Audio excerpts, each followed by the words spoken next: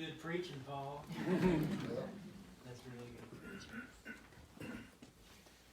Billy's going to get set up here. These messages are on YouTube. And so in the bulletin, there's a place, there's some instructions there how to get there. And so we're thankful for that. We have about, 10 or 12 years of messages now on there. So if you need something to fall asleep with at night. Well, we have people from other countries that watch us. That is true. That is not true. If you want really good preaching, that's you go hear Merle. I'm ready. All right, good to see everybody today. We're celebrating our 50th anniversary here at this church, speaking about the church. And so back in 1972, I'm going to read this. The Community Bible Church was built in the spring of 1972. And the building was completed on June 18th, 1972. The 32 by 60 structure had a door on the north side, and the pulpit was in the south end. The basement was added in 81, and classrooms were added on top of the basement later. I might add a lot of the construction was done by the Asher crew, I think, if I'm told correctly. So somebody else too, but anyway, thank you for that. Dedication service was held July 2nd, 1972. With 107 people joining the church. I don't know where they all sat, but apparently they were in here. Marion Turner was the first adult Sunday school teacher. How about that? Huh? And by the way, I think we have one remaining charter member of that today. Velva. Would you please stand, Velva? Two? And Marla. Oh, Marla was here too. All right. So, yeah, 2 charter members still here. Thank you. That's great. Glad to have you here today. Frank and Rosie Griffith donated the land in which the church was built. Frank and, some of you don't know this, Frank and Rosie owned the farm next door here to the west. And they fenced off an acre of land here and donated the land for the church, and I think a lot of materials as well.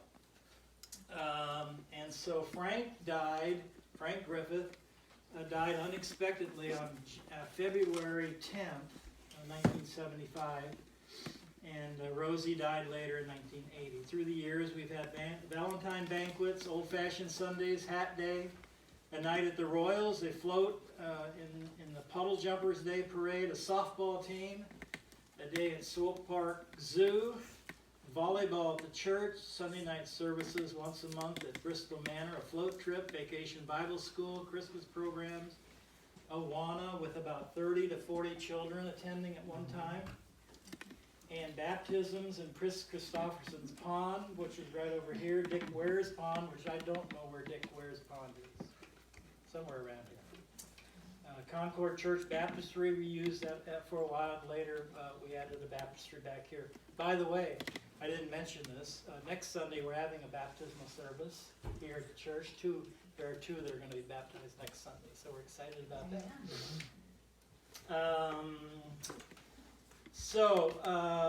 Let's see here. They later added a baptistry, and Angeline Gann was the first one baptized back there. On August 31st, it was voted to close the church. But it reopened the next Sunday with Dale Arnett as pastor. So God intervened, and it was kept going.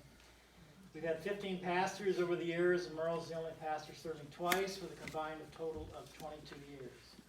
With the passing of Brother Griffith, his name was added to the church's name at one time. It was called Griffith Community Bible Church. Later, it was renamed Community Bible Church, and so we're thankful for that. Just a quick list of the pastors. I think they're actually on the back of your bulletin. Frank Griffith, obviously the founding pastor. And then Richard Crocker, Randy Grimm, who Paul mentioned. Gail Bauer, Monty Love, Britt Warren Reichard, Butch Sir Savage, Bill Bersnick. We were here from 87 to 89.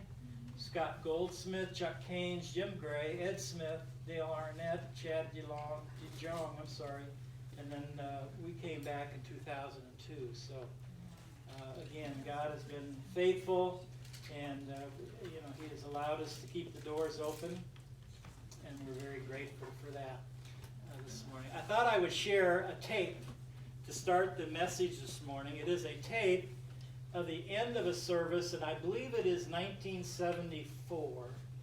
And I want you to hear the prayer of the guy that ends the service, and I want to launch on that a little bit this morning.